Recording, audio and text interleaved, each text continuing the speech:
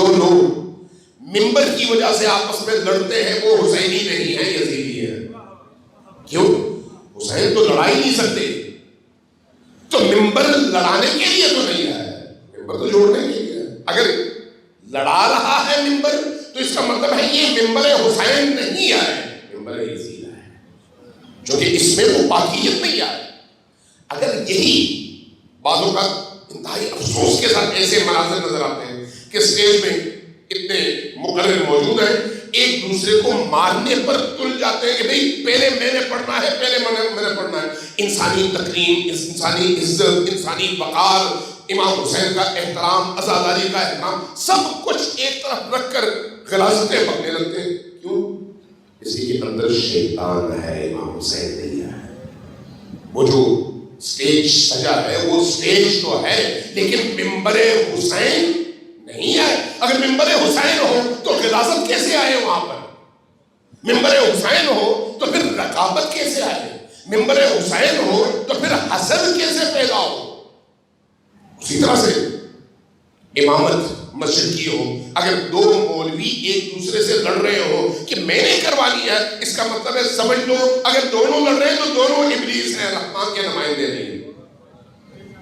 رحمان کے نمائندے آپس میں نہیں لڑ سکتے۔ حسین ابن علی کی ترویج کرنے والے آپس میں نہیں لڑ سکتے۔ اگر آپ کو زیارت کی توفیق ملے اور آپ امام حسین علیہ السلام کی بارگاہ میں، حرم میں پہنچ جائیں، زری کے پاس پہنچ جائیں، کوئی شخص زری سے چمٹ کر زاروں قطار رو رہا ہو تو آپ کا جی کیا چاہے گا اس طرح سے روئے، لیکن اس کو وہاں سے ہٹا کر دھکا دے کر آپ کبھی بھی آگے نہیں بڑھیں گے۔ کیوں؟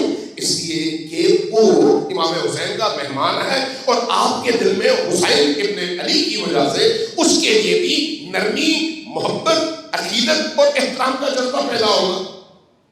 کوئی شخص امام حسین علیہ السلام کی خدمت کر رہا ہو تو وہ آپ کو برا نہیں لگ سکتا۔ اگر برا لگتا ہے تو اس کا مطلب ہے یا وہ ابلیس ہے یا آپ ابلیس ہیں، یا دونوں ابلیس ہیں۔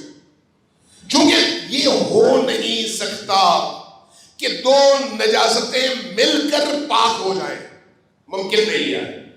یہ بھی نہیں ہو سکتا کہ ایک نجاست ہو اور ایک پاکیت ہو، ٹکرا جائیں اور پاک پاک ہی رہے، ممکن نہیں ہے۔ دو پاکیزگیاں اگر آپس میں آ کر مل جائیں تو وہ پاک ہی رہیں گی۔ جہاں پر پاکی ہوگی وہاں پر حسد نہیں ہوگا۔